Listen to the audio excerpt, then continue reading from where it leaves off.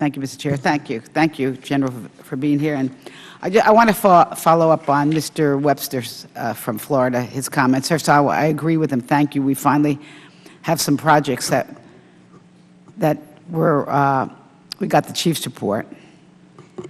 But it seems to me, what I'm learning is, I mean, you have to really live a very long time to see these projects through, because there always seems to be some kind of roadblock.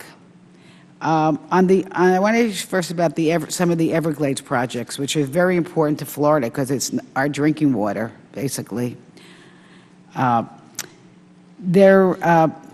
specifically, the Broward County Water Preserve areas and the Biscayne Bay coastal wetlands, they were authorized under Water 2014.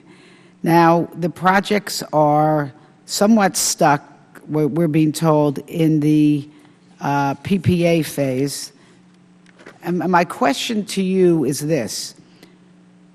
Does the Corps require that money actually be in the President's budget for construction and for executing these agreements before these agreements are completed?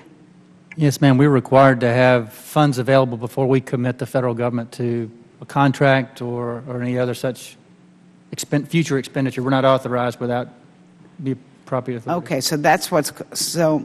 And how long does it usually take to get one of these agreements ironed out? You guys. Let me reach back to my smart guys back here, but okay.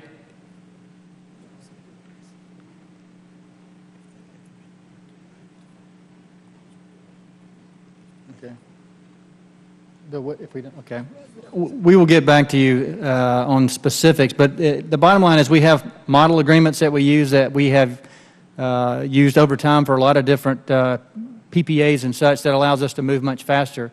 Many of the projects, and I'm somewhat familiar with the Everglades projects because of my recent command in the South Atlantic Division, as you recall, but many of these projects are very unique and very complicated and don't quite fit in the model PPA construct, so they take a little bit longer to put together and to get approved through the administration. And so, but we do have a standard that we use to try and make it go faster, and then where at all possible, we try to fit these agreements into these models so we can get them done more quickly, but they don't always fit. Okay, because I mean, it sounds like it could actually expand the amount of time that it takes to get something done. We're trying not to. We're trying to use these agreements as a way of expediting things. All right. Now I want to talk about Port Everglades, just as an example. But it's really it would be a question that would probably apply to many authorized projects once you get a chief's report. As my colleagues have heard me say this before, it took about 18 years to finally get the chief's report for Port Everglades. But thank you, we got it. And I know in obtaining the chief's report, the project has to go through a cost-benefit analysis and has to meet certain criteria before it gets the seal of approval from the Army Corps. Now what we are learning is that that OMB uses a different formula for its cost analysis.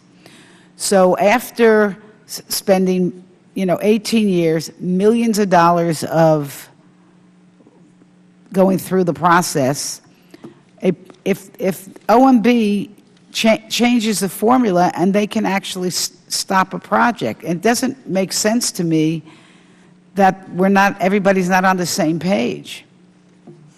Does it make sense to you?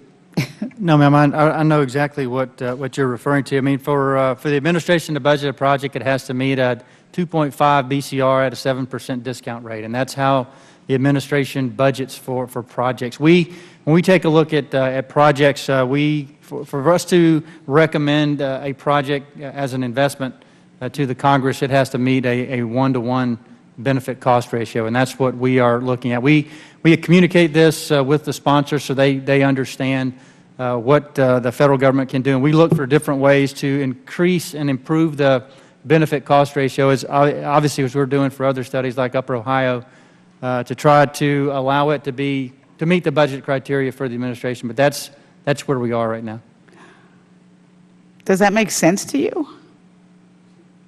It just doesn't make sense. I don't get it.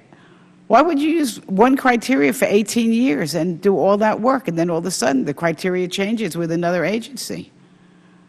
Ma'am, I don't know the history of how that came into being, but Well, it just, Mr. Chairman, it sounds like a flaw to me. It's a flaw in the system. Thank you. I yield back.